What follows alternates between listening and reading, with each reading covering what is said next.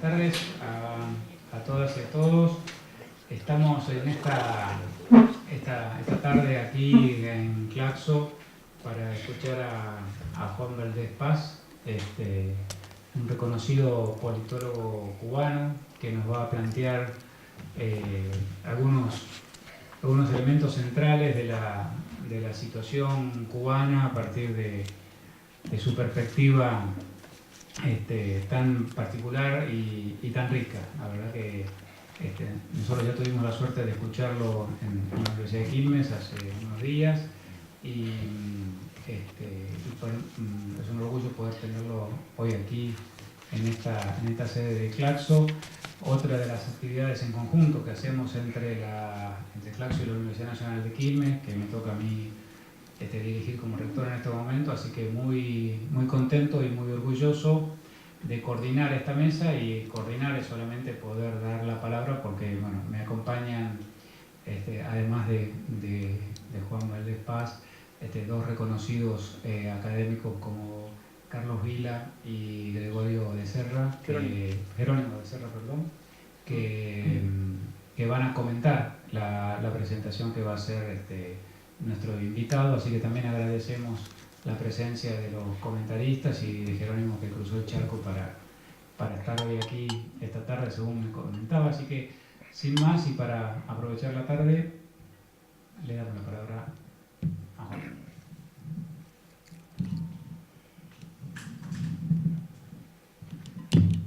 Bueno, buenas tardes. Agradecerles a todos su presencia y agradecerle a la Universidad de Quilmes, que ha tenido a bien invitarnos. Nos han hecho un programa obviamente explotador, y agradecer particularmente a los dos colegas que tengo a ambos lados. No sé quién es el ladrón bueno ni el malo. En el caso de Jerónimo, que es un viejo amigo que no veía hace mucho tiempo, mostró su deseo expreso, me escribió desde La Habana que él venía, si yo venía. Y a Carlos, pues es una compañía obligada si vengo a Buenos Aires. Bueno, tengo un pequeño inconveniente más allá de los saludos, que es que el tema que originalmente tenía la convocatoria y para el que me preparé no fue finalmente el tema de la citación, con lo cual he tenido que hacer una especie de Frankenstein con mis notas para presentar algo. Por otro lado, como tengo varias actividades, he tratado de no repetirme y presentar en cada una un tema diferente, ¿no?, de la Revolución Cubana, de la sociedad cubana de ayer y de hoy. Entonces, el tema que quisiera presentarles hoy, hasta la actualidad, es el tema del desarrollo institucional de la Revolución Cubana. Desde ya digo que este tema de la institucionalidad es como una caja negra de los procesos políticos y sociales, sobre todo lo del socialismo, de manera que trato con esta exposición de poner énfasis en la necesidad de profundizar en los estudios institucionales de estos procesos y del cubano en particular. Bueno, la convocatoria ya habla del 60 aniversario. Como dije en Quilmes, 60 aniversario hace una referencia a la historia de la revolución, que ya es un periodo mucho más extenso que todo lo que duró la República Liberal Cubana previa a la revolución, que fueron 56 años. ¿No? Era que como que nos estamos poniendo viejos, el socialismo se va poniendo viejo en nuestra historia. Y esto, si bien queda claro de que en el 59 es un poder revolucionario fundante, que es fuente de derecho, que inicia un nuevo proceso de cambio y desarrollo de la revolución, de la sociedad cubana, quisiera subrayar ahora que en mi percepción, lo característico de ese proceso, de los proyectos, y enfatizo la pluralidad, que va a desenvolver ese poder revolucionario, se refieren a lo siguiente. Hay un proyecto de nación que concita el consenso mayoritario absoluto de la población. Y hay un proyecto de sociedad que es más polémico, más debatible, más sujeto a su propia experiencia y más sujeto a enmiendas. Digamos que el proyecto de nación es un invariante y que el proyecto de sociedad es una variable sobre las cuales tenemos y de hecho hemos regresado una y otra vez. Por otro lado, esta evolución institucional a la que me he referido antes, plantea, aunque yo la he elegido como tema, plantea el problema de la periodización. Ya un intervalo histórico de 60 años nos impone la periodización, pero como no tenemos una historia canónica, ni siquiera una historia oficial, por suerte, tampoco hay acuerdo entre los investigadores cubanos, cosa que decía en Quilmes, acerca de cuál es la periodización aceptable de esta experiencia histórica que es la Revolución Cubana. Y de hecho, los que vamos investigando temas por separado, pues entonces elegimos una periodización sobre otra. Tampoco vale la idea de que la vamos a superponer a todas y va a aparecer la resultante, ¿no? En realidad estamos todavía lejos de disponer de una periodización comprensiva de la Revolución Cubana. Yo mismo he utilizado, por ejemplo, para el desarrollo agrario una periodización distinta a la que voy a proponer ahora. Y por supuesto lo que voy a proponer todavía admite subdivisiones posibles, de manera que quiero dejar en encuentro entre académicos y preocupados esta idea de que no disponemos de una periodización única y que todas las que leamos deben tenerse o leerse con cierta reserva. Sin embargo, para el tema de la periodización yo quisiera proponer 7 periodos posibles, ¿no? De los cuales no voy a poder extenderme, voy a hacer una descripción telegráfica por razones obvias de tiempo, pero como que quiero trasladar la idea de que de periodo en periodo se sucedieron cambios importantes y relevantes y que casi hace imposible para los estudiosos hablar de la Revolución Cubana en singular después de tanto tiempo y tantas experiencias sucesivas, sobre todo si se ven desde el punto de vista institucional. El primer periodo obviamente es del 59 al 61, ¿no? Le podemos llamar el orden revolucionario. Se instaura un poder revolucionario, establece un orden que está formado fundamentalmente de la supresión de instituciones previas y la redefinición de las anteriores que todavía van a continuar en este nuevo periodo revolucionario que se inicia. Lo más interesante es que además de las instituciones se establece un nuevo orden institucional donde lo característico desde entonces hasta hoy es el predominio de las instituciones políticas sobre el conjunto de las demás. Y diríamos que ya esto queda definido, instaurado, conformado de este primer periodo. Después vendría un segundo periodo del 61 al 75. Admitiría una subdivisión, pero para esta exposición me pareció que debiera tomarlo en una onda más extensa, ¿no? Bueno, este periodo comienza con la definición del carácter socialista de la Revolución Cubana. Por tanto, van a comenzar a aparecer instituciones nuevas relacionadas con este carácter socialista que la revolución se ha dado. No me detengo en ejemplificar porque creo que todos pueden imaginarlo. Y el orden institucional comienza a orientarse a eso que algunos llaman la construcción del socialismo, si quieren creerse que hay una sociedad prototípica, o la transición socialista, si creen que simplemente basta el espíritu de manifiesto comunista para definir al socialismo. Bueno, la idea es que el orden institucional comienza a modificarse, ¿no? Bajo esta nueva orientación. Y al final de los 60, el orden institucional comienza a ser afectado, no modificado, afectado por el esfuerzo de alcanzar un gran salto económico, que ustedes recuerdan fue la famosa zafra de los 10 millones de toneladas de azúcar del año 70, ¿no? Allí se produce una distorsión del propio orden institucional existente.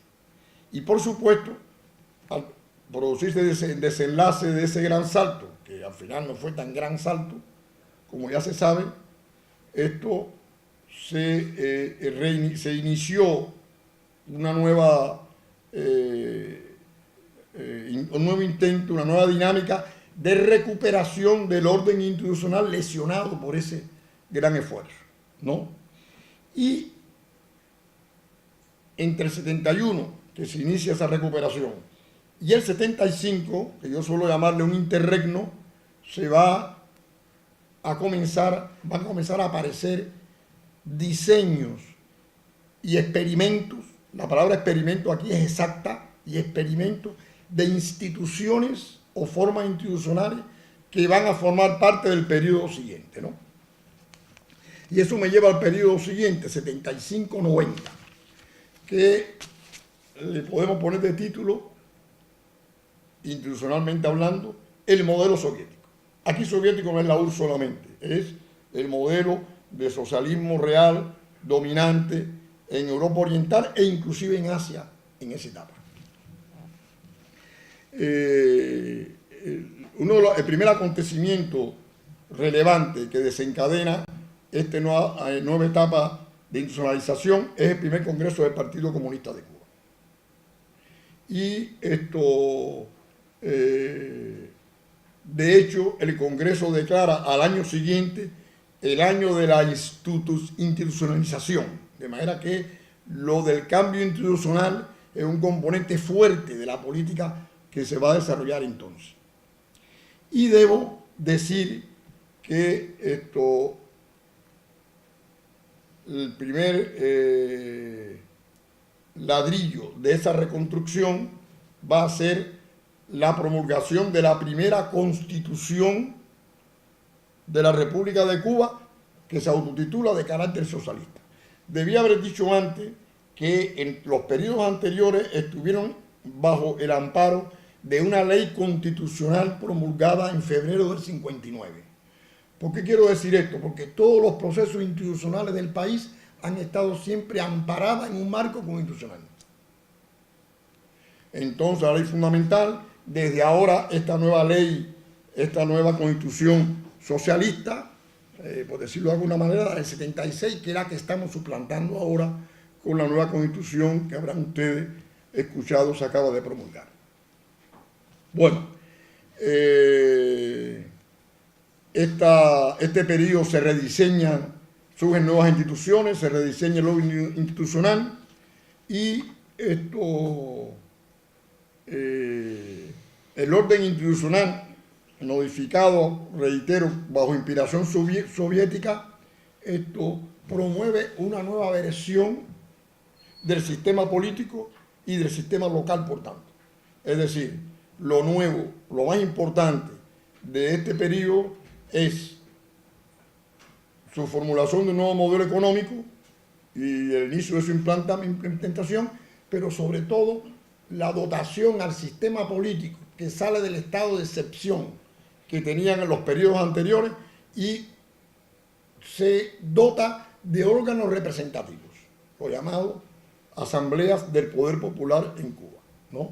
De manera que en adelante el sistema político pasará por estas asambleas que tienen la propiedad de reunir todos los poderes del Estado y no solamente ajena, por tanto, a la división de poderes tradicional en este otro lado del globo terráqueo. Más al final de este periodo se va a desenvolver unas nuevas estrategias que se conocen con el nombre de un nombre casi chino, rectificación de errores y tendencias negativas. Esta nueva política o campaña que no va a cuajar porque va a ser interrumpida por los acontecimientos del 90, de alguna manera se orientaba a desmontar, al menos parcialmente, el modelo soviético instaurado, esto, repito, desde el año 76. Y eso nos lleva al año 91, el nuevo periodo 91-2007, porque obviamente el periodo anterior cierra en el 90 y ya está destapada la crisis para nosotros, ¿no? Ya, por ejemplo, en el año 90, la URSS solamente cumple la mitad del plan de intercambio con Cuba.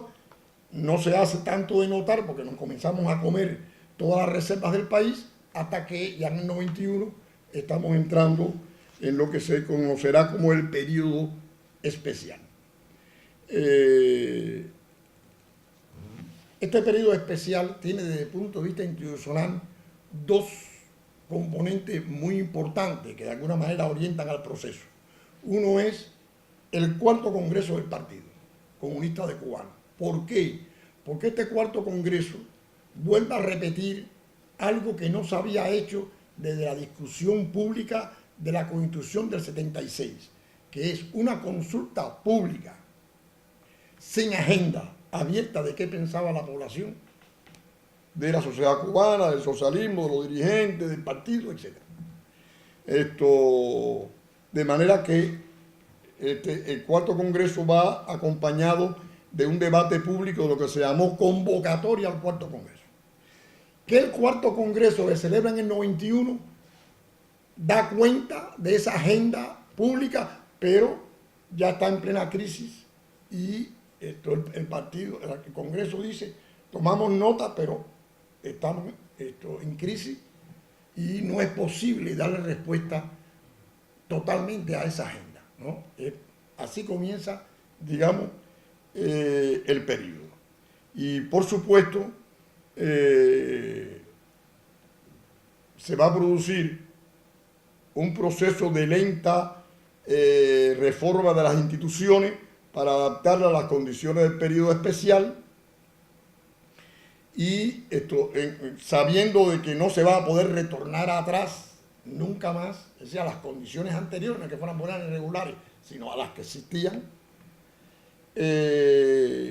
Y por tanto, estamos lentamente entrando en un nuevo conjunto de instituciones y en un cierto nuevo orden institucional del país, ¿no? Entre el año, se va a producir un paréntesis al final de este periodo. Entre el año 2002 y 2007, Fidel promueve una nueva estrategia, ¿no? La llamada batalla de ideas. ¿La qué? Batalla de ideas.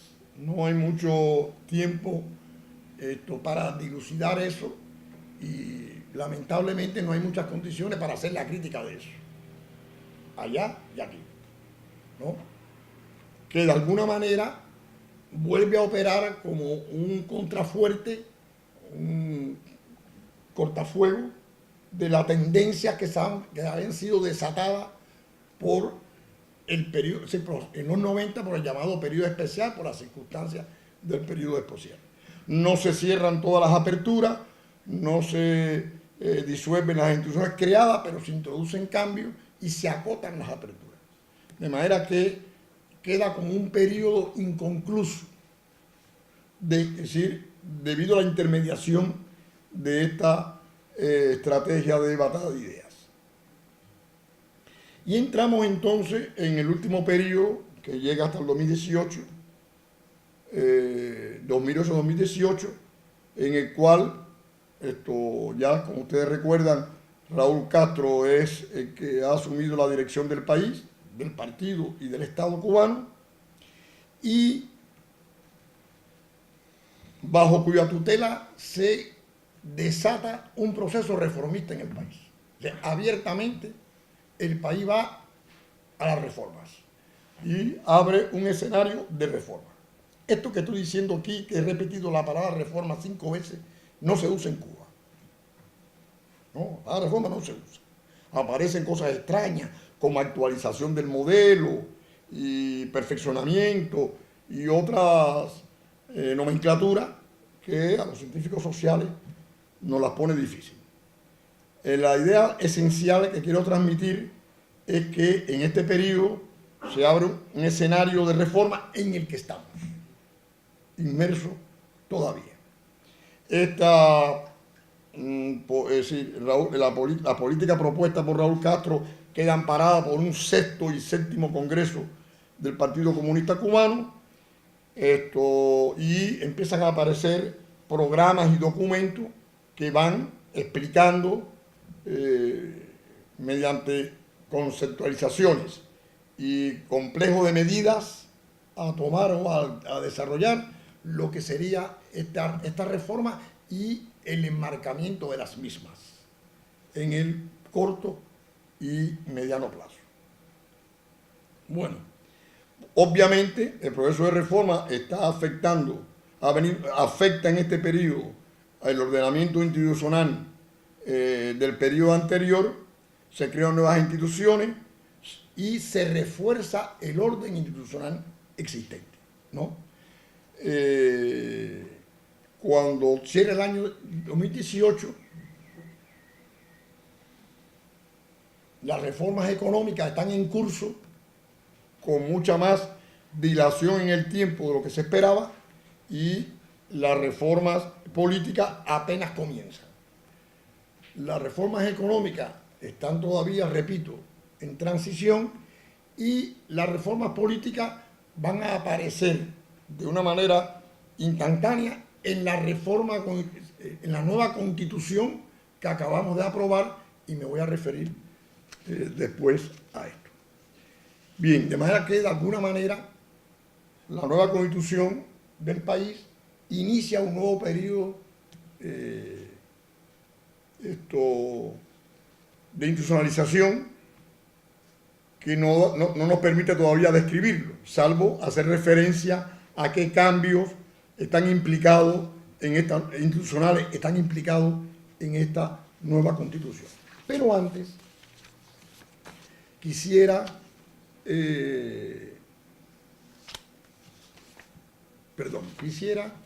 poder hacer algún examen de esta experiencia institucional, ¿no? En el sentido de que lo que yo llamaría, en mi opinión, y aquí hablo a título mucho más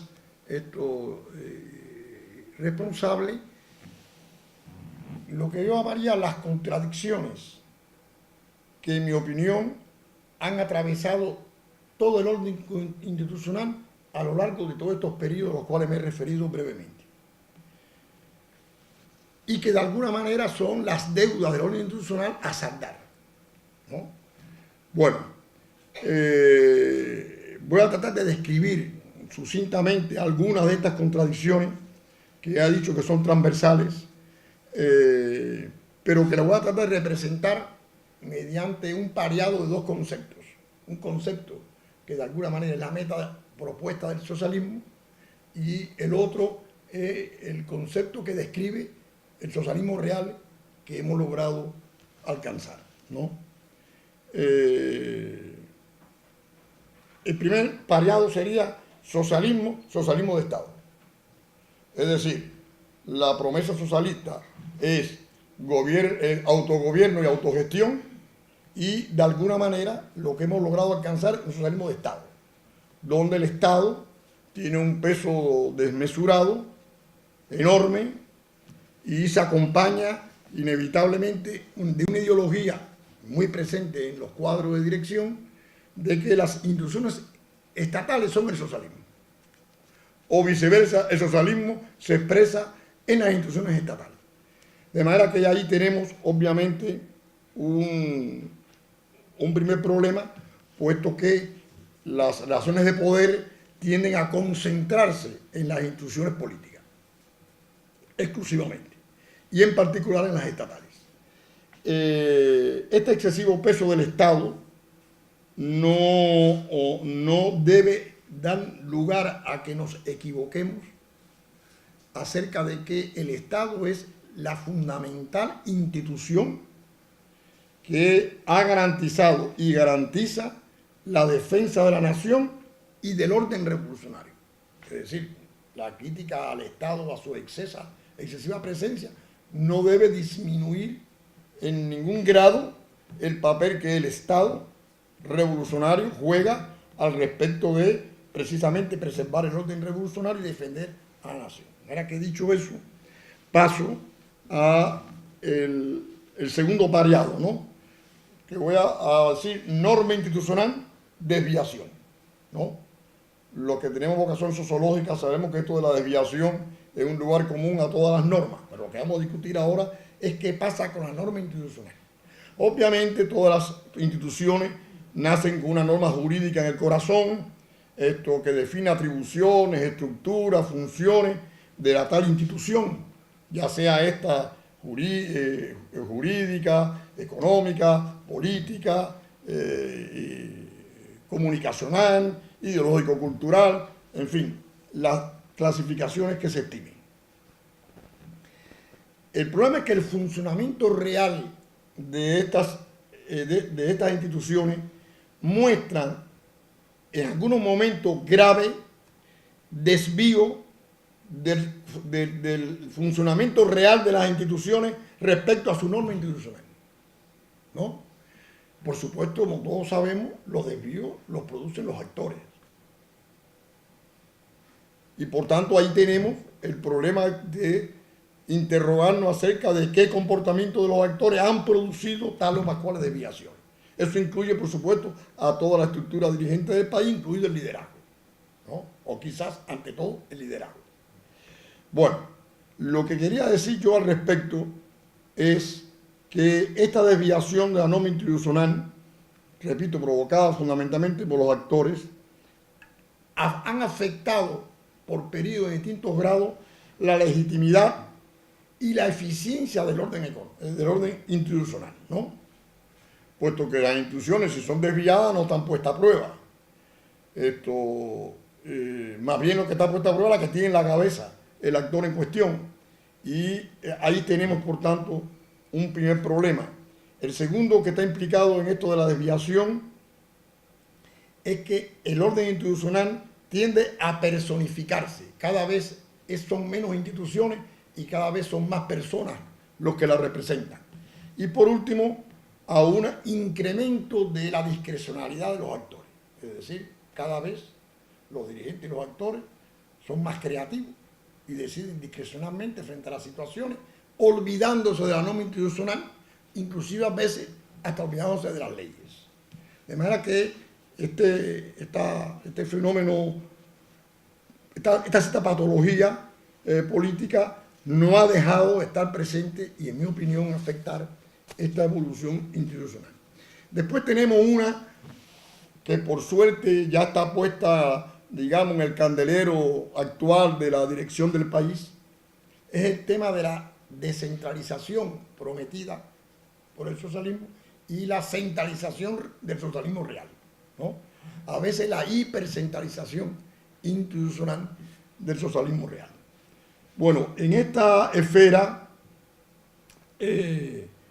dejando a un lado que hay una discusión que no podemos hacer ahora de descentralización por arriba o descentralización por abajo, dejando ahora entre paréntesis ese punto, el hecho es que el diseño institucional que ha predominado en todos estos periodos y que apenas ahora podría comenzar a romperse es el de una pirámide invertida.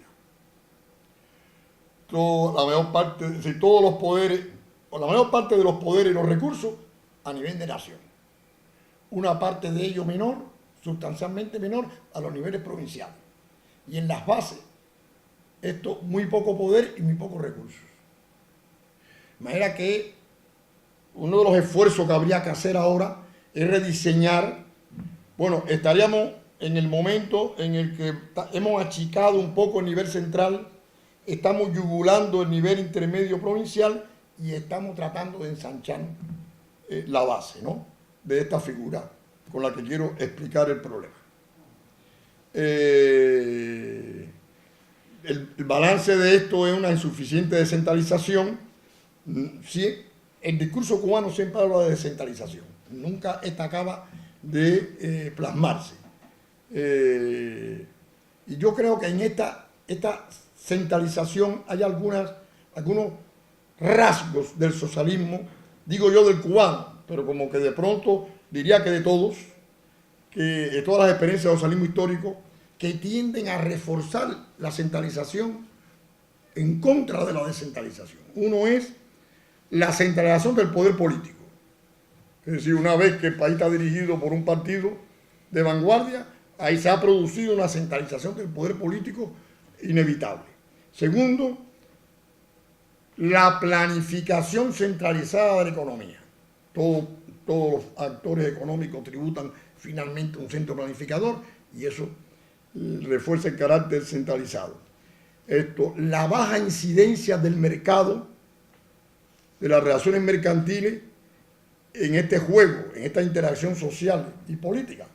Nosotros, recuérdense, somos la sociedad más desmercantilizada de la historia, quizás exceptuando algunas tribus que todavía pueden ser encontradas en la Amazonía, ¿no? Además, eso tenía un discurso ideológico que lo hacía pasar por el verdadero socialismo y también, en mi opinión, favorecía esta centralización. Y esto, las limitadas competencias a los poderes locales, ¿no? Como ya mencioné. Bueno, me quedan tres pareados. Uno es participación, burocratización. No voy a extenderme en eso porque casi está asociada la experiencia del socialismo real a la burocratización o al peso de la burocracia en la conducción de los procesos sociales. No me voy a detener más en eso, salvo decir que el único antídoto prometido es la participación social y ciudadana, y bueno, si hay mucha burocratización, hay poca del otro, como que están puestas en una balanza, ¿no? De hecho, la participación ha estado bloqueada. La participación es un objetivo sistémico y además un componente permanente del discurso político. Nosotros no tenemos democracia, sino democracia participativa. Y así sucesivamente. La participación aparece central en el discurso, pero lo que puede ocurrir es que esta quede bloqueada por la tendencia burocrática en las instituciones y en los funcionarios y por las insuficiencias de la insuficiencia que tuvieron las campañas burocráticas. En cada uno de estos periodos que he descrito ha habido a nivel político una campaña antiburocrática. En los 60, en los 70, en los 80, ahora siguen hablando de la burocracia y cada vez que se desata la campaña parece que ahora sí vamos a matar a la hidra de 1000 cabezas, y no es así. La hidra sobrevive, crece, se alimenta y sigue siendo un desafío, como ustedes saben. Después tenemos el pareado de control democrático. Hay control democrático en todos los demás. Está el supuesto de control democrático de los demás pareados, pero quiero detenerme en esto por el tema de la corrupción.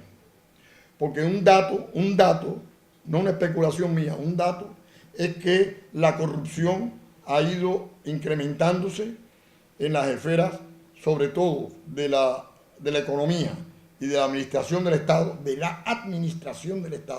administración pública, esto crecientemente, y también hay campañas, estamos luchando contra eso, pero sigue siendo un problema.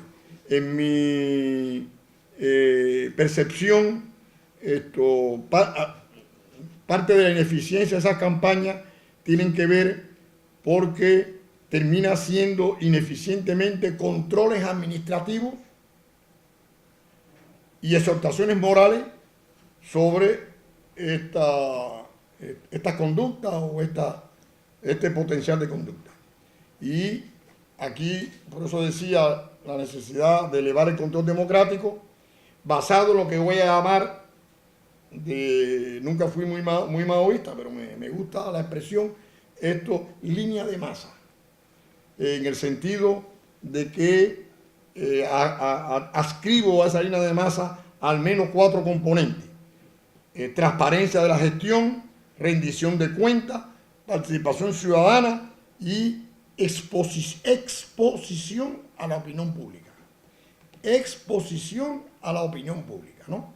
Cuando usted da una pequeña ventana a la opinión pública, rápidamente se entera quiénes son todos los que están robando, haciendo uso de influencia, en fin, es decir, que sin darle un nivel de exposición pública a la opinión pública de la gestión pública y económica, es muy difícil identificar, o nos enteramos cuando el tipo ya se fue con la maleta llena, o andaba trasladando un camión de un lado al otro, en fin. Eso me lleva al último pareado que quiero mencionar, que se explica por sí solo por el título: eficiencia e ineficiencia. Cualquier orden institucional está sometido al criterio de eficiencia, si da o no respuesta a la demanda social. Y yo creo que estamos y hemos estado relativamente distantes del nivel de eficiencia requerido. Más bien, se pueden identificar distintos grados de ineficiencia a lo largo de estas etapas. Por tanto, estamos lejos todavía de alcanzar un uso óptimo de los recursos humanos y materiales disponibles, y sobre todo de preservar siempre el interés social sobre cualquier otro. Bueno, con estos comentarios quiero dar una idea de que no solamente hemos tenido evolución institucional, sino que hemos tenido evolución institucional problemática en muchos puntos, ¿no? Y también dar cuenta de que lo sabemos. Ese lo sé yo, también lo saben en La Habana, ¿no? Ya otro problema es quién se va a ocupar de la agenda. Ahora, quisiera hacer un adendus a estos comentarios. Suponemos que la superación de estas deficiencias se va a hacer en términos socialistas, ¿no? Que tenemos el discurso neoliberal que nos promete que algunos de estos problemas lo van a resolver ellos. Ya sabemos, ni me comenten, ¿no? Pero supone que nosotros lo resolvamos en términos socialistas, ¿no? Ese es, digamos, un desafío implícito. Y no obstante estas contradicciones que le he asignado a esta historia institucional, quisiera decir de ella tres cosas.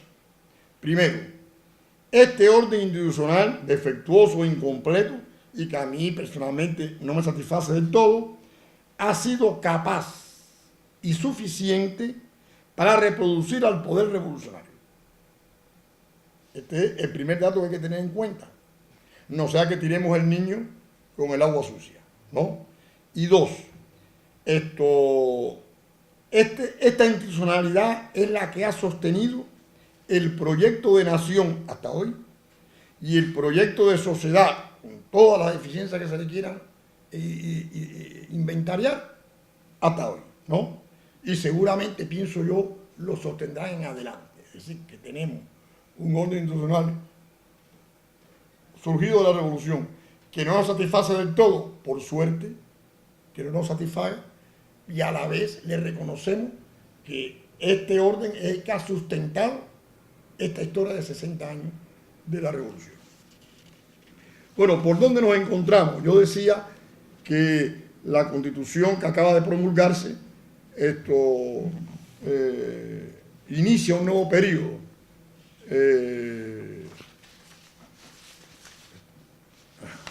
Un nuevo periodo de institucionalización, de evolución institucional. Y quería mencionar algunas de las cosas que están implícitas ya en la Carta Constitucional que acaba de promulgarse. Primero quería decir de esta nueva Constitución una cosa muy importante. Las reformas políticas se dejaron para el momento constitucional y de ahí en adelante, ¿no?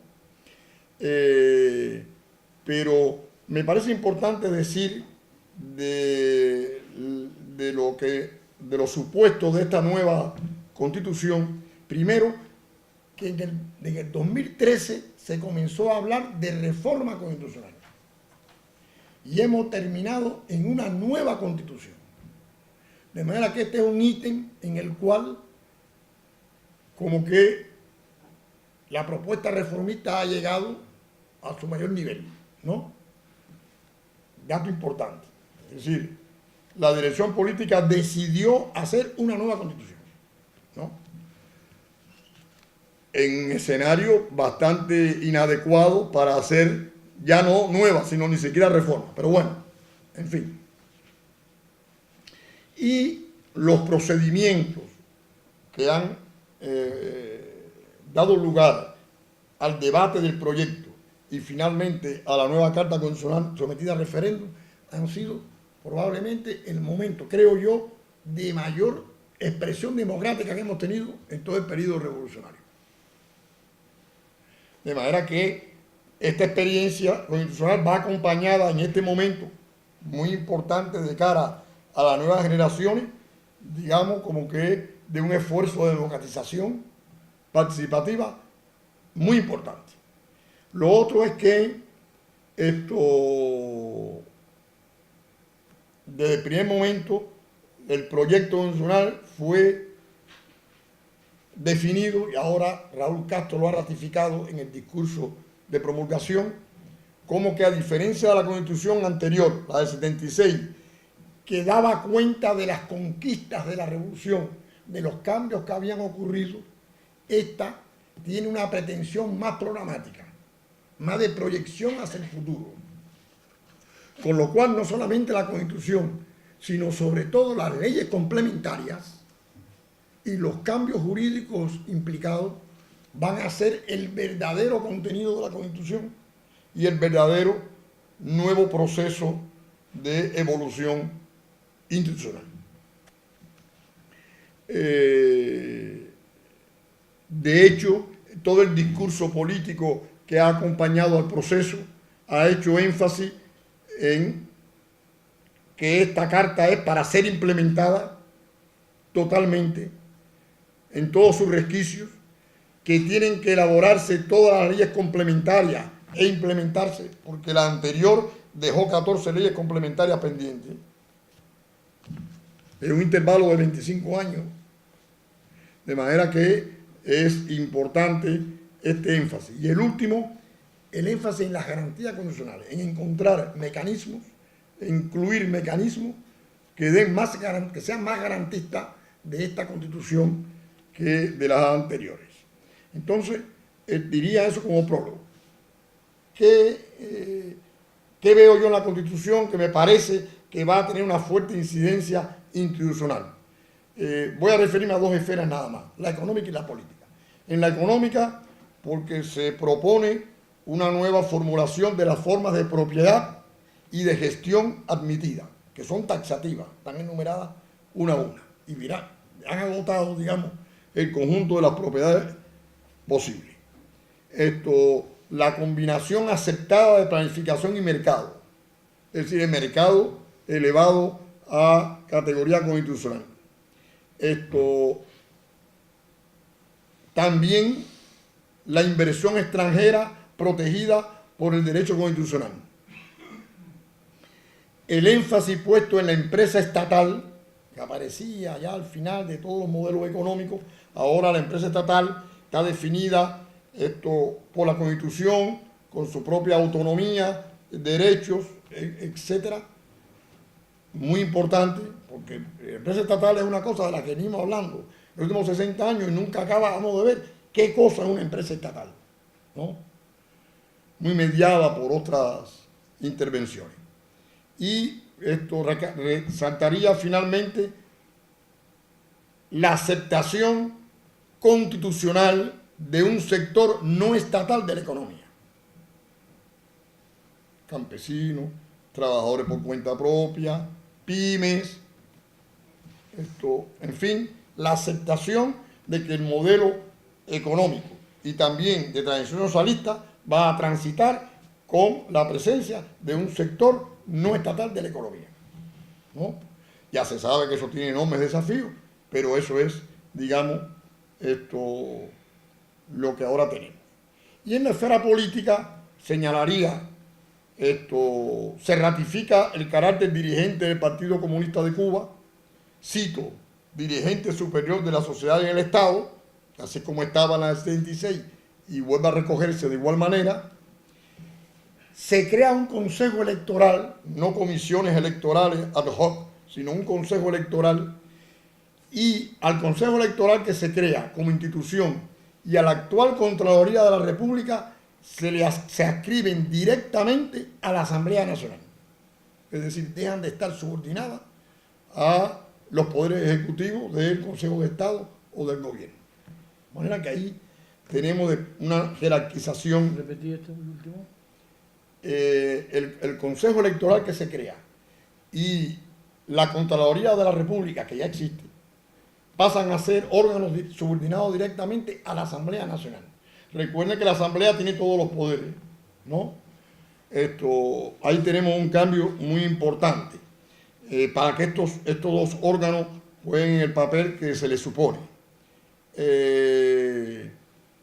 Otra novedad muy trascendente y que veremos cómo aprendemos a convivir con ella es la separación de la jefatura de Estado y de gobierno. Se crea el cargo de primer ministro a cambio del gobierno y se crea un presidente de la República con carácter de jefe de Estado, ¿no?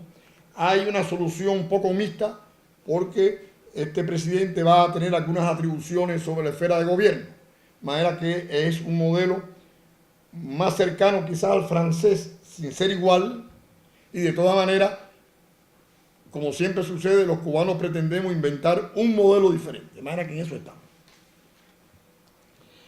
Se sustituyen las estructuras del poder popular de provincia por un gobernador. El estrechamiento que me referí de la pirámide anteriormente.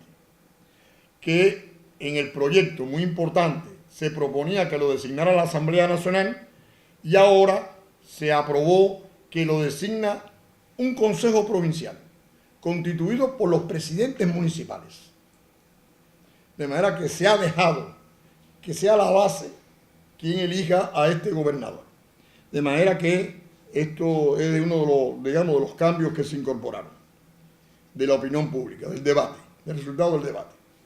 Se crea la figura del intendente, es decir, la administración pública va a estar a cargo en los municipios de un intendente, que es designado por la Asamblea Municipal, pero que tiene autonomía funcional y rinde cuenta a la Asamblea.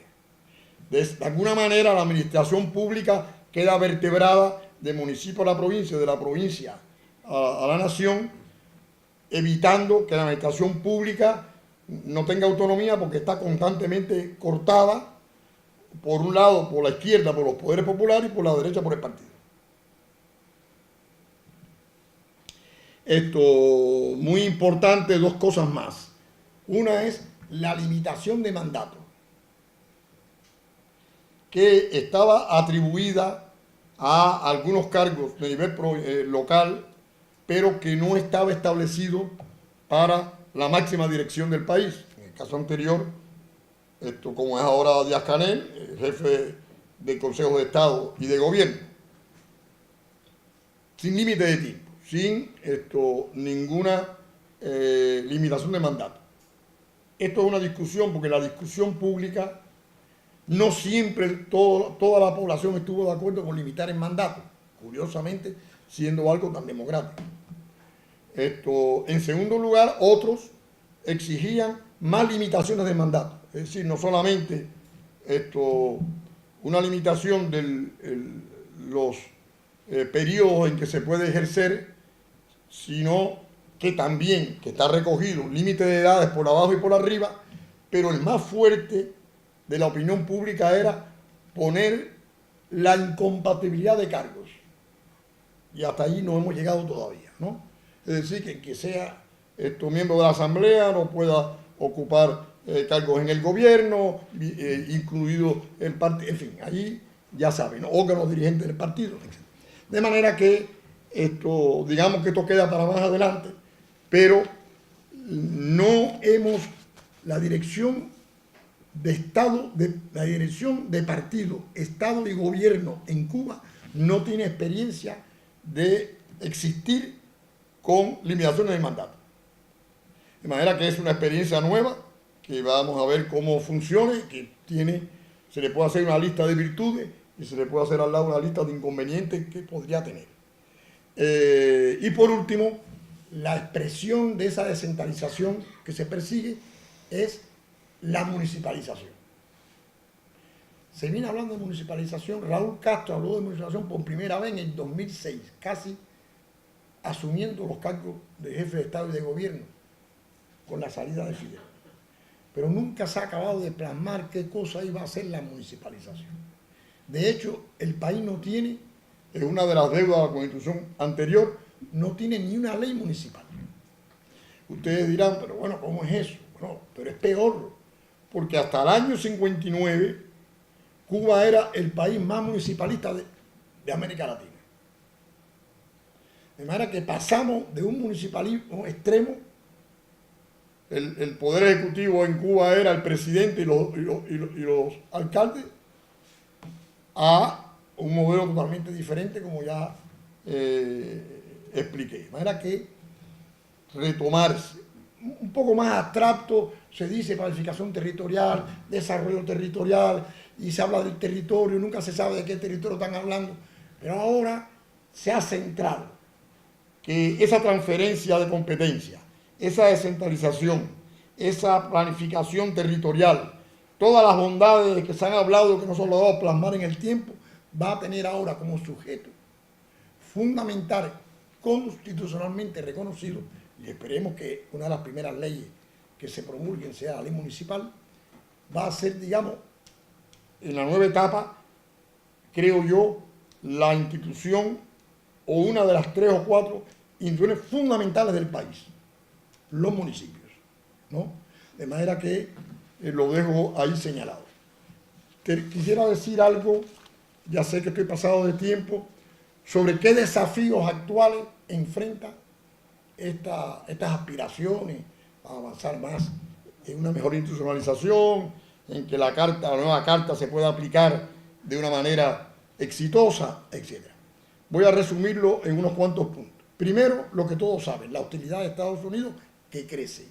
Nosotros tenemos una larga historia, desde Eisenhower a Trump, pasando por algunos activos de normalización con Carter y el inicio de la normalización con Obama, pero todo eso, como se ha visto, puede retroceder en el tiempo, porque después de Carter tuvimos a Reagan y después a los dos Bush, padre e hijo, y cada vez, y así, como que se puede estar no peor, que una consigna cubana, siempre se puede estar peor, sino muy peor, mucho peor. Entonces, está esta cosa de Estados Unidos, que en este momento está obviamente, como ustedes observan, increciente, y esto se agudiza el bloqueo económico y comercial y sobre todo financiero sobre el país, y no parece que los condicionamientos que siempre han acompañado a tantas administraciones, la primera pregunta es ¿por qué tantas administraciones hacen la misma política? Entonces hay que buscar algunas razones más vinculadas al establishment que a la administración de turno. No me voy a extender en eso, condicionamientos geopolíticos, está la política que Estados Unidos hace para América Latina y el Caribe, y también cuestiones simbólicas de que el guapo del barrio no puede dejarse dar una galleta por nadie que viva en su espacio. Un poco todo eso está alimentando constantemente la hostilidad de Estados Unidos.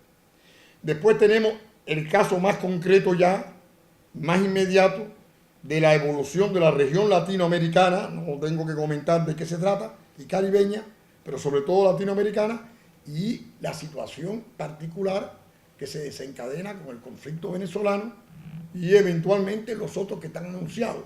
Están anunciados Nicaragua, nosotros siempre estamos anunciados, pero eventualmente puede estar Bolivia incluida, en fin, parecería que estamos en una ola de definitiva intención de liquidar todo lo que pueda haber de progresismo en la región. Tenemos otro problema que es lo que voy a llamar, ya que está de moda el término, la sustentabilidad del actual escenario de reforma. Es decir, el escenario de reforma en que ya dije que estamos, se puede sustentar largo tiempo o los conflictos nos van a obligar a de pronto congelar este escenario. De manera que otro desafío es si vamos a garantizarle al proceso de reforma la sustentabilidad. Otro más complicado es de la sucesión política, que ya se ha iniciado. Raúl se retiró de los cargos de Estado y de Gobierno. Como ustedes conocen, tenemos un nuevo presidente, que bien, seguramente va a ser el presidente de la República, que tiene que ser elegido, entre paréntesis, al respecto. Pero todavía, y no es un problema mío, sino un problema del presidente, no concluye la retirada de la dirección histórica del escenario político. De manera que este presidente tendrá que lidiar no solamente con el escenario adverso con el que va a tener que hacer su gestión, sino además con que todavía una parte considerable de la dirección histórica está presente y ocupando posiciones de partido, Estado y gobierno. Díaz-Canel parecería ser un primer liderazgo, nuevo liderazgo, alguien que nació después del triunfo de la revolución, pero la interrogante que acompaña a lo anterior es cuáles serán o quiénes serán los nuevos liderazgos. No es visible quiénes serán los nuevos liderazgos, los nuevos líderes del mediano plazo, digamos. Para que ahí tenemos un problema, y asociado a esto el tema de la sucesión no política sino generacional. ¿En qué momento las nuevas generaciones aparecen representadas en posiciones de poder en la toma de decisiones? Ahora que ahí hay un gran imbroglio, dame decirlo de alguna manera rápida, la edad promedio de los cuadros de dirección en los niveles de municipio, provincia, comité central e incluso gobierno está entre 50 y 53 años. Parece que sea un potencial de rejuvenecimiento, ¿no? Pero el Consejo de Estado y el Buró Político está sobre 70, el Consejo de Estado está sobre 70 y el Buró Político está sobre 75. De manera que los dos órganos supremos todavía tienen una huella de histórico de mucho peso. Ahora, la cuestión es si no está claro que hayamos iniciado una estrategia de sucesión, ¿no? Completa. De manera que, digamos, lo apunto ahí, parecería ser uno de los desafíos más importantes que tenemos. Tenemos otro desafío, que es que la reforma económica iniciada sea exitosa, que todavía no lo es. Que las medidas que forman el corpus de medidas, ya sea el lineamiento para el desarrollo, en fin, la actualización del modelo económico, toda esa jerigonza, todavía no da fruto, porque tenemos una exposición muy fuerte, como ustedes saben, al escenario externo, y el escenario externo se hace cada vez más inhóspito, ya sean los enemigos o los amigos. De manera que ahí tenemos, por tanto, el desafío de que la reforma económica acabe de ser exitosa para sustentar a todos los demás, pero sobre todo para sustentar la política social de la revolución, que es, digamos, el núcleo duro del consenso. Finalmente, esto diría que otros dos desafíos son que, como ya mencioné, la nueva Constitución y sus leyes complementarias se implementen, que siempre se declara que sí, pero que se implementen, que la podamos constatar, que sea un hecho. Y por último, porque es algo que el propio discurso oficial ha comenzado a reconocer, que los dirigentes y la población adquieran una mayor cultura jurídica y política que la que actualmente tienen. De manera que también todos estos desafíos y todo lo que mencioné antes de una nueva etapa de evolución institucional supone una cultura, un ayornamiento de la cultura y una extensión de la cultura que lo acompañe, ¿no? Bueno, no, por supuesto, no me refiero a los discursos oficiales, me refiero a algo mucho más acabado. Concluyo con tres evocaciones, en sentido inverso a como lo he expuesto. Primero, la revolución es un desafío permanente. No es nada que vamos a descansar, ni que se va a acabar. Yo estoy a punto de morirme y no he podido tomarme un momento de resuello. Me sospecho que las nuevas generaciones, si tienen el mismo empeño, les va a pasar lo mismo, etc. De manera que la revolución es un permanente desafío. Sobre todo si la hacemos en el tercer mundo, chiquito, pobre, etc. La segunda conclusión que quería presentar es la centralidad que tiene para la revolución que se produzca una adecuada evolución institucional. Como dije al principio, no es un ítem que haya sido suficientemente escrutado ni priorizado por nosotros. Porque finalmente el orden institucional es el soporte real de los proyectos de nación y de sociedad que se pretenden, ¿no? Y por último, la necesidad para todo lo bueno que se nos ocurra de la continuidad del poder revolucionario fundado en 1959. Que dije en Quilmes, voy a decir aquí y lo voy a repetir hasta que me vaya, que ha sido y tendrá que ser un poder al servicio de las grandes mayorías del país. Porque necesitamos un criterio para juzgar finalmente qué ha sido ese poder histórico. Por eso propongo definirlo como un poder que esté al servicio de las grandes mayorías. Con eso termino y perdónenme tan larga exposición.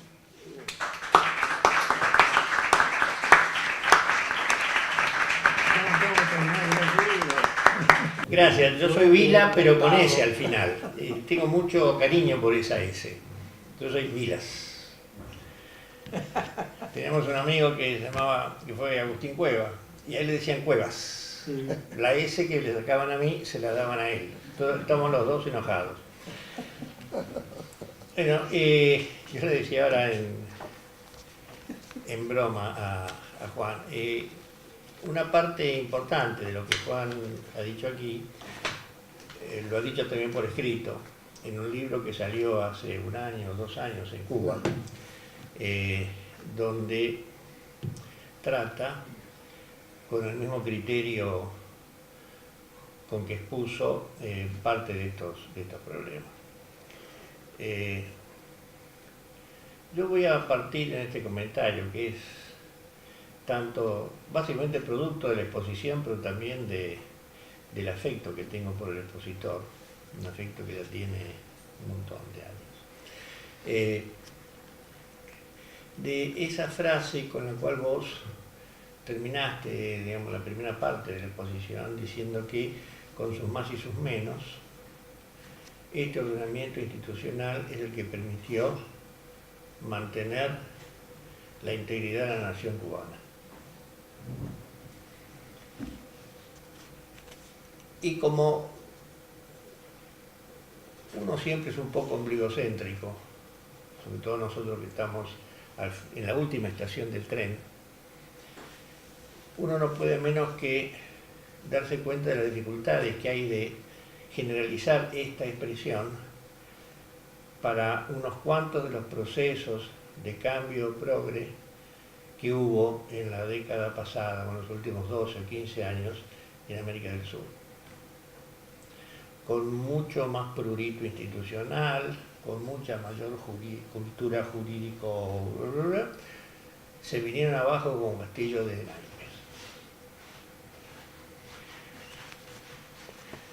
Entonces yo diría, ahí está la prueba de lo que dan y no dan las instituciones. Me hizo un poco ruido eso último tuyo de la centralidad de la evolución institucional, que es la fundamentación del... Yo escribí hace muchos años, referido a la problemática argentina, un articulito llamado Las instituciones, ni tanto ni tampoco. Sí, las instituciones son arreglos de poder entre fuerzas. Y lo que permitió superar las limitaciones formales y reales de esa institucionalidad difícil, extraña, que se desarrolló desde el 59 hasta prácticamente hoy, fue precisamente una estructura de poder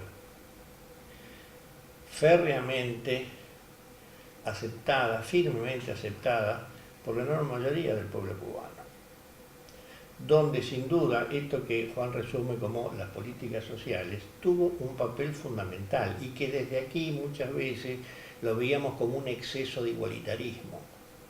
Sin ese igualitarismo que se expresaba, por último, en una libreta de racionamiento que cada vez daba menos, pero lo menos que daba se lo daba por igual a todos y a todas, la población difícilmente hubiera aguantado tanto. ¿Ustedes se imaginan una libreta de racionamiento aquí en Argentina? Aparte sería gordísima, ¿no? El bife de chorizo, los huevos fritos, las papas fritas, el asadito, los 3 cuartos de vino, etc. Bueno, entonces, y el otro tema que a mí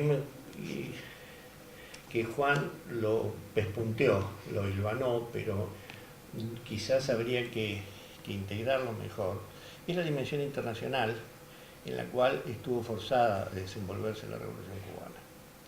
Porque todas estas etapas y estos cambios tuvieron lugar, habría que hacer un intento también de periodización de esa constante que uno dice, la agresión del imperialismo norteamericano. Un poco el libro de Leo Grande y Peter Colbrook y los Suárez lo han hecho. ¿Cómo es ese pareo?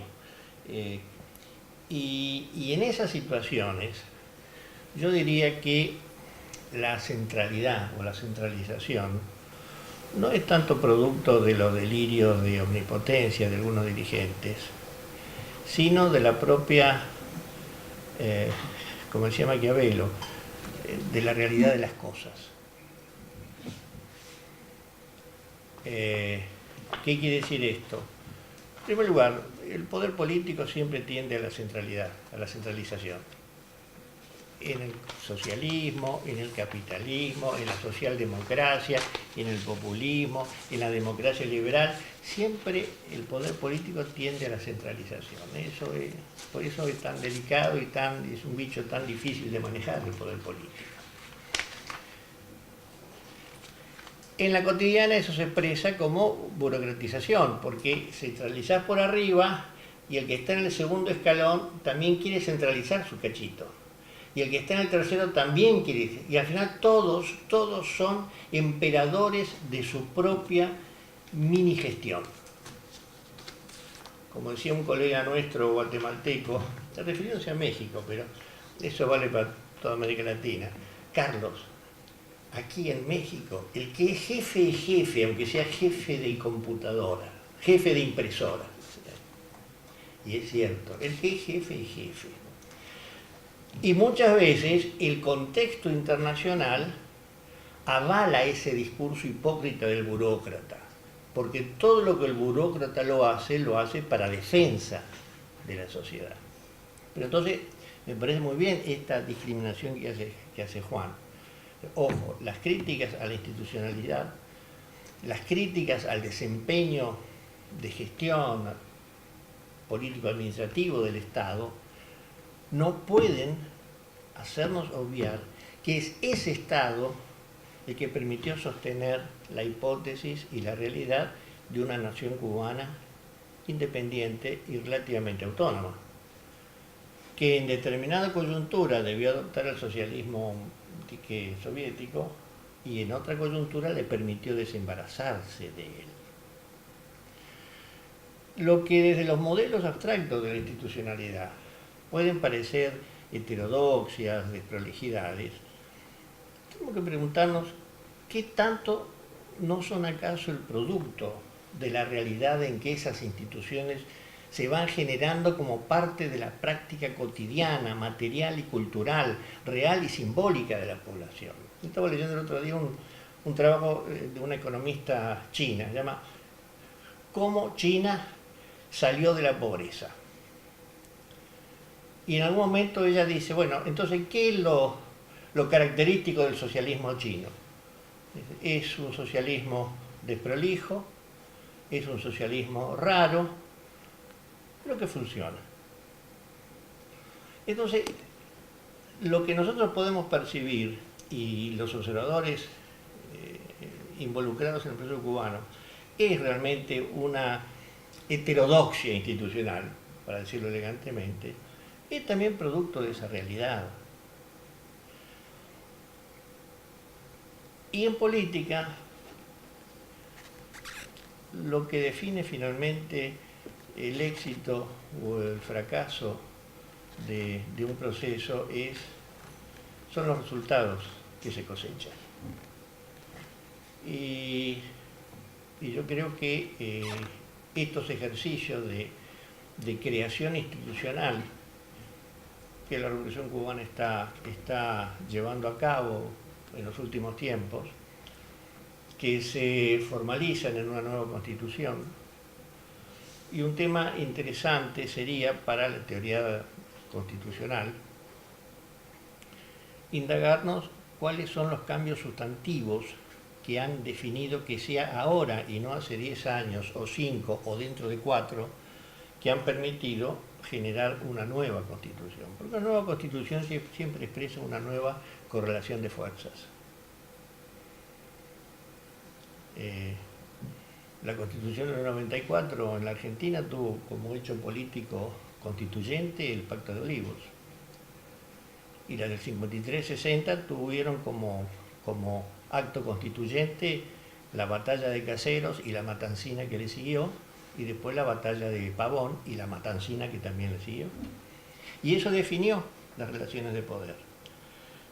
La ley constitucional de 1959 fue el producto de una nueva correlación de fuerzas que se fue adaptando a través de la práctica. En definitiva, eso es lo que hacen los ingleses con su common law, que siguen teniendo la constitución de Enrique VIII, pero están felices y contentos. Bueno, ahora por el tema del Brexit no están ni felices ni contentos. Pero digamos, después de 500 años, siguen en ese marco institucional cuyo principal mérito, según ellos, es su longevidad. No tendría vigencia si fuera exactamente el mismo marco constitucional de hace 500 años.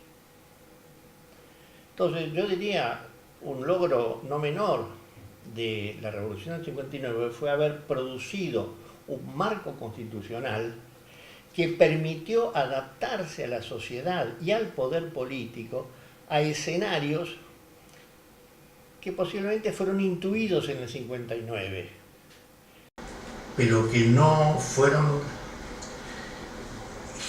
generaron esa ley constitucional. Entonces, ahora hay un desafío interesante para quienes trabajan derecho público o derecho constitucional, es decir, identificar en la sociedad y en la política cubana, en el Estado cubano, cuáles son los elementos que están nutriendo sustancialmente esa nueva constitución,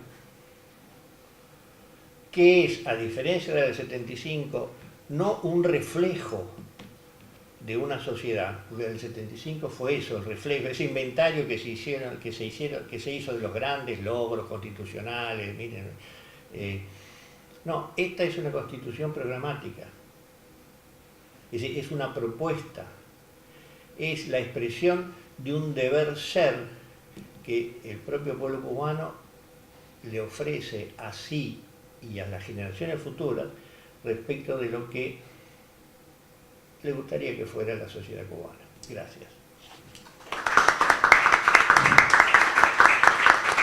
Es difícil comentar a Juan, porque tiene una forma de exponer que es muy dialéctica, y en el sentido de que vulgarmente decimos, en Uruguay se dice por lo menos, una de cal y una de can, ¿cómo es? Una de cal y de arena, una de cal y una de arena, ¿no? Entonces él va con brío dando la de cal y la de arena en el análisis del eje que él tomó, que es la institucionalización. Y a veces me pregunto yo, cuál predomina en su... No importa demasiado exactamente lo que él piensa, no importa lo que dijo, pero pensando, digo, cuál es su esperanza radical sobre el análisis que está haciendo. Porque bueno, tiene una erudición ya antigua en estos temas, él, de desagregar las etapas institucionales de Cuba. La primera vez que yo lo escuché, él le usó una frase que repitió hoy, que es como asombrosa, como insólita. Es decir, hoy lo dijo con menos énfasis, pero no hay una historia de Cuba oficial, no hay una periodicidad oficial, una institucionalidad oficial reconocida. Hay muchas, varias, fueron y vinieron. Entonces, uno, por un lado, mirando Cuba de afuera, ¿no? Dice, pucha, esto es un régimen muy estable, muy sólido, en el contexto brutal que ha tenido que moverse desde que hizo la revolución, se puede decir que ha sido muy estable, muy sólido, porque no pudo ser invadido, no pudo ser invadido, no fue invadido, porque ser invadido podría, obviamente, a un costo alto, pero podría, pero logró situarse en los juegos de la geopolítica global de manera tal de que logró no ser invadido. Pero además logró una gran estabilidad, pero que si lo miramos desde otro ángulo, en el planteo que la hace, uno más o menos conoce Cuba, una estabilidad que está preñada en su seno de una gran inestabilidad al mismo tiempo. Porque a mí siempre, ya en su momento, ¿no?, me impactó mucho algunos grandes momentos de iniciativas descomunales que tomó el Estado y algunos de sus dirigentes, que fueron rotundos fracasos, reconocidos después oficialmente como tales, no es una opinión externa, digamos. Entonces uno dice, bueno, es un proceso de institucionalidad sólida porque se mantiene el régimen, pero frágil porque permite tomar resoluciones que son disparatadas. No creo exagerar, porque incluso él mencionó lo de ¿cómo se llama? Las 10 millones, la zafra de los 10 millones, que bueno, tenía una lógica, por supuesto, no era un disparate, pero fue muy discutida en Cuba y en el buró político cubano en su racionalidad. Sin embargo, se llevó adelante, mueve todo el país, y bueno, no funcionó, y tuvo un costo muy alto. Pero ha habido la más grande de todas, es decir, no me acuerdo en qué año es que empieza la autocrítica sobre el modelo soviético, más o menos, en qué años son. Son así intermitentes, ¿no? Porque más o menos el Che la inicia en el 62. Está bueno, pero después repite, y después en el 85. 85. En aquel momento me acuerdo que a mí me impresionaba la rudeza con que el partido y el Estado decían, nos equivocamos, nos embarcamos en esto que fue, dicho vulgarmente, una porquería, no sirvió. Por supuesto que no fue solo una porquería, porque permitió formar miles de cuadros, desarrollar la economía en muchos aspectos. Cuba tuvo un gran desarrollo económico hasta el periodo especial y hasta la caída de la Unión Soviética. Fue un país subdesarrollado que se desarrolló en gran medida en aspectos materiales, científicos, tecnológicos, es decir, tuvo un progreso. Entonces, eso vino junto con el modelo soviético que dejó secuelas que hasta hoy siguiendo el análisis de él, aparecen en el proceso institucional. Porque en el modelo soviético, ¿qué es? O qué era una gran concentración del poder político junto con el poder militar, junto con el poder del Estado y, como él mencionaba en aquellas dualidades, con una gran concentración de arriba abajo. Y de alguna forma eso, cuando se sale del modelo soviético tendencialmente en Cuba, eso queda impregnado en los miles de cuadros formados, es lógico, porque es un hábito, porque además, él lo dijo, ¿no?, con mucha minucia, además hay una tendencia a concentrar poder, a burocratizarse, y también, como en todas las sociedades, pero en Cuba también ha habido, y hay campañas contra la corrupción que son más o menos permanentes, y ha habido temas, momentos emblemáticos, ¿no?, de algunos dirigentes importantes que, bueno, que fueron sancionados por actos de corrupción importantes. Entonces, es como un proceso que se reproduce, que es estable como pocos, pero a su vez yo entiendo que es bastante inestable. ¿Y por qué digo esto? Porque en el resumen que él hace de las reformas que ya se están haciendo y de una mayor juventud en el medio, es un proceso político, sobre todo político me parece, que ha tenido que mantener a los mismos dirigentes durante 60 años, con algunas variantes, ¿no? Pero digamos, simplificando, a nivel alto, uno vulgarmente dice, bueno, pero está lleno de viejitos eso. Pero uno entiende que Fidel Castro es un viejito del carajo, quien es un líder fundamental, fundante, carismático. Bueno, casi todos los grandes fundadores de procesos mueren viejitos, Ho Chi Minh, Mao Zedong, Deng Xiaoping, porque son los constructores de la nación. Pero quien conoce un poco la estructura más concreta del Consejo de Estado, en fin, los distintos estamentos superiores, hay algunos viejitos que bien podrían no estar, no son símbolos, sino que son parte de un aparato de confianza, ¿no? Obvio, de confianza, en lugares de decisión clave. Entonces, eso también da estabilidad, pero dificulta la renovación generacional.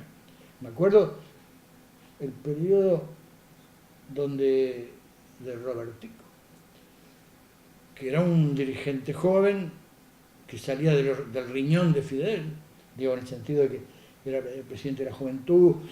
Fidel muchas veces ha operado como Mao Zedong, contra el partido, digamos, contra en el sentido cizagueando, acuciando al partido, creándole, cuando puso a los jóvenes en las estaciones de servicio para atender, 2 por 3 recurría a su gente joven, y Robertico era un hombre clave, sale de ahí, lo promueve, bueno, terminó mal Robertico, muy mal. ¿Por qué terminó tan mal? Ahí es donde me parece que el análisis institucional debe, en otra conferencia, en otro momento, ser cruzado con el análisis más propiamente político de la interacción del sistema. Porque tenemos otro evento importante de crisis, pero que siempre mantiene la estabilidad. Eso es lo importante, cierto, hay una estabilidad que es exitosa del proceso. Pero acordémonos cuando todos los juicios a los generales, ¿no? Que eran muy dolorosos para todo el país, porque eran generales de primera magnitud y coroneles, en fin. Algunos de ellos fueron fusilados, otros. Pero hay que entender la lógica del proceso cubano en intensidad, para entender el dramatismo del momento, y para tratar de preguntarse cómo el sistema de decisiones institucional hace que finalmente la solución sea tan radical. Porque algunos de ellos eran héroes de gran magnitud de la patria, ¿no?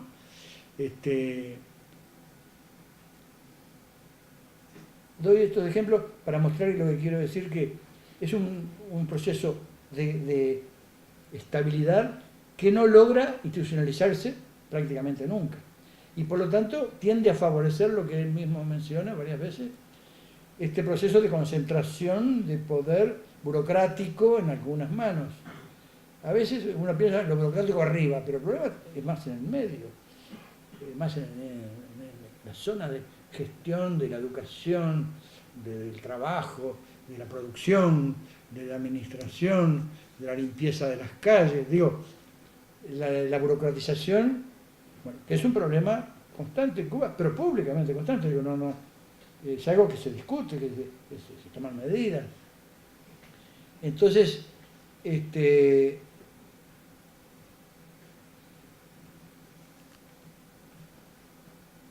Cuba tiene el modelo socialista y de lo que toma del modelo soviético, hay algo que no modificó en su autocrítica,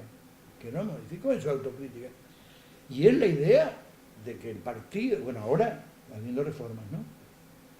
El partido, el Estado y las Fuerzas Armadas tienen una gran fusión, y es uno solo.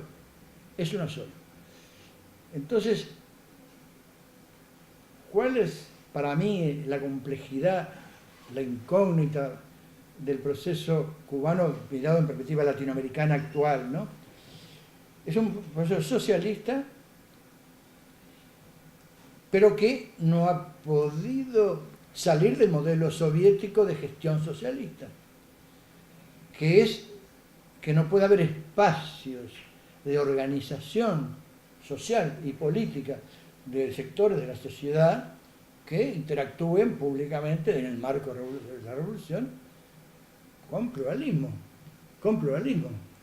El pluralismo existe, pero está regulado siempre con los mecanismos, digamos, verticalizados. Pero no existe el pluralismo, digamos, cuando Juan habla de la opinión pública y cuando Cuba organiza debates, lo hace realmente a escala masiva. Pero la pluralidad de los debates no forma parte nacional del debate público central en Granma y en la televisión nacional. No está ahí, está en la realidad del partido y del Estado, porque opera y se discute y se pelea y se va y se viene y evidentemente se cambian decisiones en función de eso. Pero no se crea el espacio de la comunidad civil revolucionaria. Entonces ahí hay un problema, me parece, que en la reforma constitucional nueva, porque hace muchos años que los embajadores en Cuba, cuando toman un poco de whisky y hablan con los visitantes, dicen, no, sí, Cuba tiene alternativa entre el modelo coreano, el modelo chino. El modelo chino siempre estuvo en el horizonte de un socialismo con un poquito de capitalismo, con un gran verticalismo, pero con un poquito de capitalismo. El problema es que el modelo chino, hoy día, yo creo que es un modelo capitalista, radicalmente capitalista, que tiene de socialismo la centralidad del partido y los órganos, ¿no? El Comité Central, el Congreso del Partido, pero tiene el imperio de la gestión económica los mecanismos para el enriquecimiento multimillonario de miles de chinos, la ferocidad con que se trata a los trabajadores en China, en las grandes empresas productivas, donde viven muchas de veces amontonados casi en régimen de esclavitud. No hay seguridad social. Entonces Cuba tiene todo eso, pero tiene también, guardó el modelo soviético en lo político y chino, pero China ya no es, me parece a mí, un modelo socialista. Me parece a mí que no es un modelo socialista. Aunque tenga muchas empresas del Estado, pero en América Latina sabemos muy bien, desde los años 50, 60 y antes, que es perfectamente posible un capitalismo dinámico, desarrollista, con un gran rol del Estado en la economía, en ciertas áreas estratégicas, y funciona. Y el capitalismo, nadie se le ocurre decir que no lo es, por el hecho de que haya economía estatal. Claro, si toda la economía tiene que ser del Estado, como ha sido en Cuba hasta hace poco, ahí, bueno, es más que estatal, es todo, ¿no? Pero está claro que Cuba no es capitalista, eso está claro.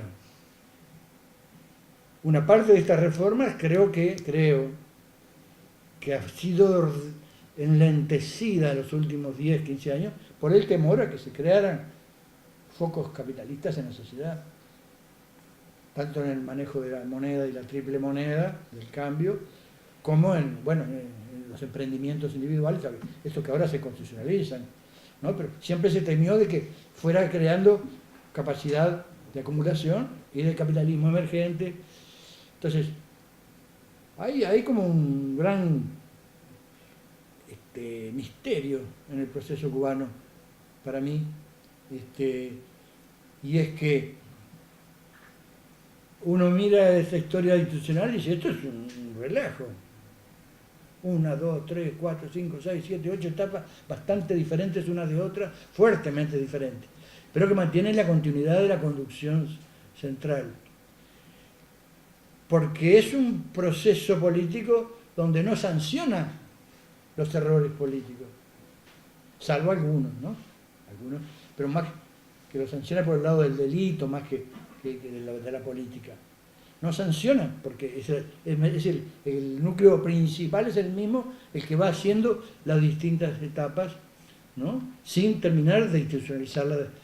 Bueno, ahora da la impresión, más allá de las salvedades, de los peligros, como él dice, que amenazan este nuevo ciclo, de si hay éxito en la experiencia, de si Estados Unidos no acelera la presión mucho más, etcétera, etcétera, de que lo que va a pasar. Pero ahora empieza a haber un proceso de legalización de ciertas cosas.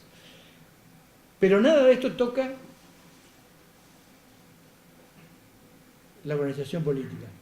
Entonces, por un lado, yo imagino, podría hacerse otra exposición sobre la institucionalización de la política en paralelo, sino combinándolas, ¿no? Pero incluso separándolas en paralelo, la historia de la institucionalización política en el proceso cubano y sus movimientos en las distintas etapas, y su horizonte futuro. ¿Por qué digo esto? Porque así como el capitalismo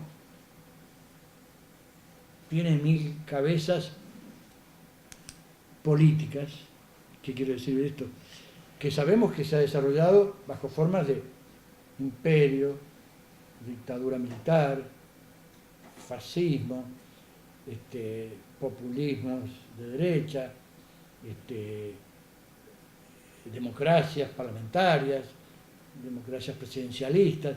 Es decir, hay una multiplicidad de formas políticas que conviven con un modo de producción capitalista. Entonces, a mí me cuesta pensar que el socialismo es el único modo de producción que es incapaz de convivir con distintas formas de gestión política. ¿Por qué esa fusión indisoluble con la construcción del modo de producción material socialista con una sola forma política.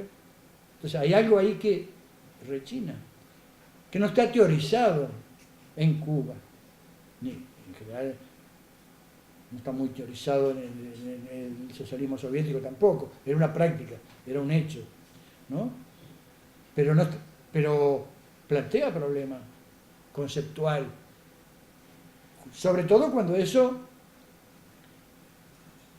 en sociedades maduras como la cubana, porque ese es el problema, es una sociedad que no es el manejo de masas pobres, marginales, que se están incorporando, es el manejo de una sociedad estructurada, educada, con muchas iniciativas.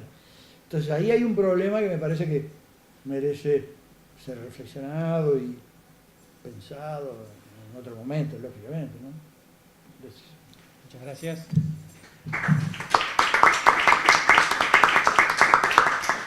Bueno, le damos a Juan unos minutos de cierre, porque vi que estuvo ahí anotando. Sí, unos minutos. ¿Quieres? ¿Sí? Bueno, primero agradecer a mis dos comentaristas.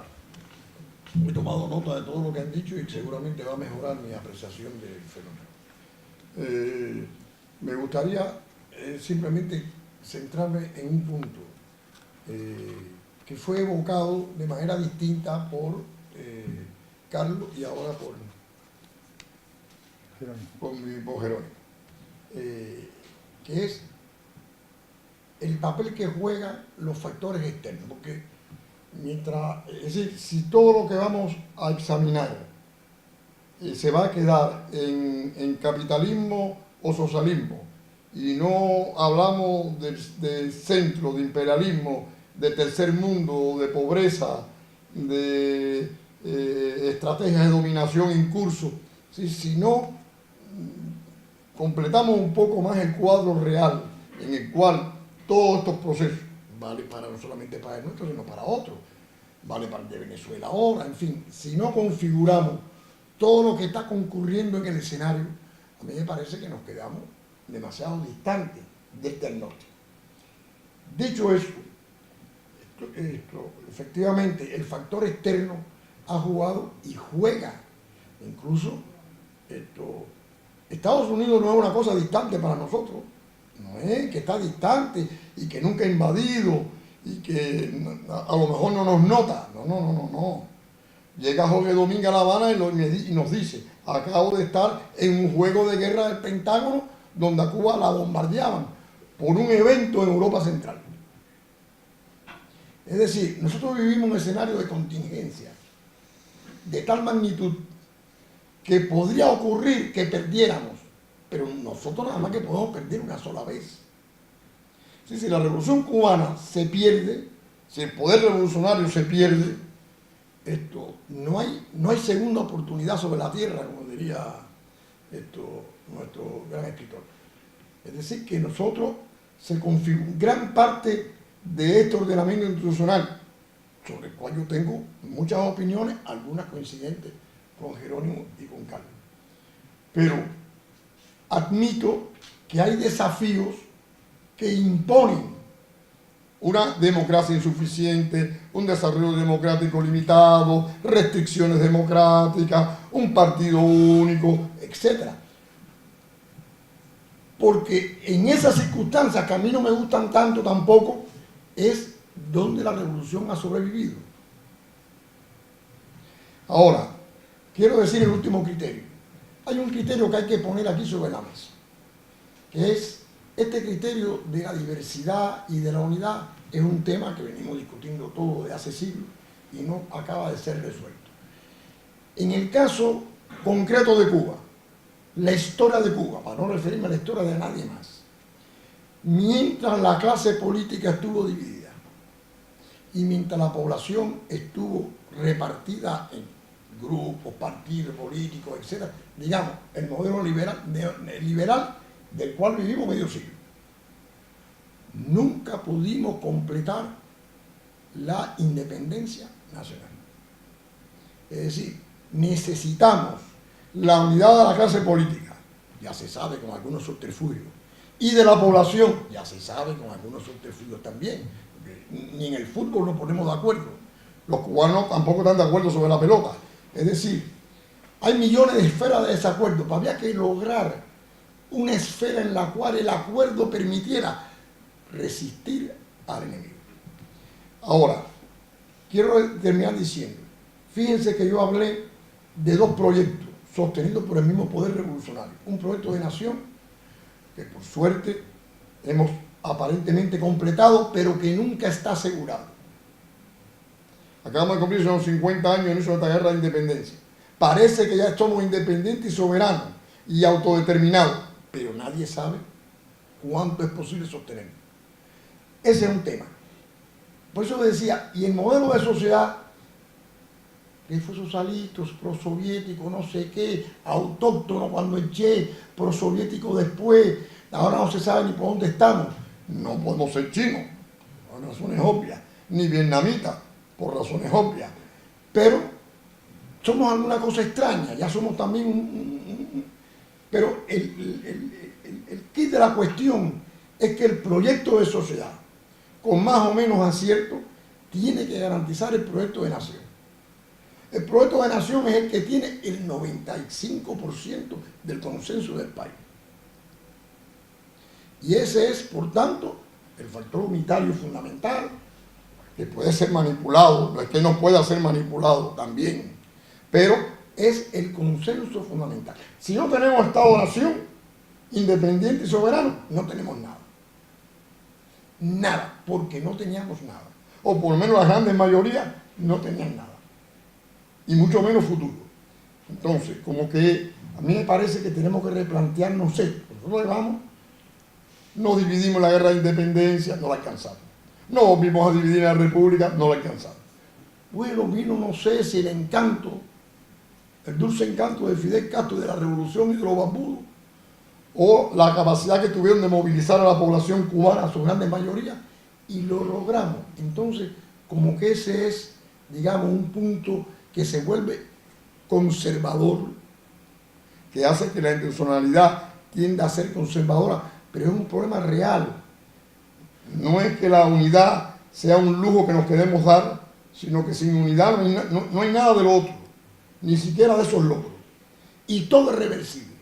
Usted, por ejemplo, lee el preámbulo de la ley Helms-Burton, ley del Congreso norteamericano, sobre cuál está haciendo política Trump 30 años después. No es una cosa abstracta, no.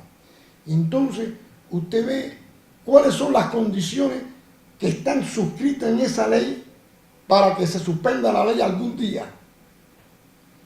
Regresar a los 50, devolver todas las propiedades que se confiscaron, tener el visto bueno del Congreso norteamericano, que nombrará un interventor que dará fe de que hemos cambiado suficiente. Es decir, lo que nos prometen para adelante es la intervención total, ya no la encubierta de los años 50, la intervención total. Entonces, como que también esto es manipulado, introduce un componente conservador en la clase política y en sectores de la población, pero es un problema real, no es un subterfugio para ser menos democrático, menos pluralista, no es un subterfugio, es un condicionante muy fuerte y tendríamos que ser muy creativos para ver cómo toreamos eso y somos al menos más democráticos. Yo creo que una cosa que está en tela de discusión es si el desarrollo democrático del país, con sus limitaciones, se ha sostenido a lo largo del tiempo o no. Si no somos más democráticos hoy que hace 10 años o hace 30, con cualquiera de las reglas para jugar la democracia. Yo creo que somos un poco más, pero no suficiente. Y tiene que ver con que será, me parece a mí, un desafío permanente, ¿no? Pero quiero no seguir robándoles el tiempo y agradecerles a mis comentaristas que me han enriquecido mi punto de vista y agradecerles a ustedes que nos han soportado los tres.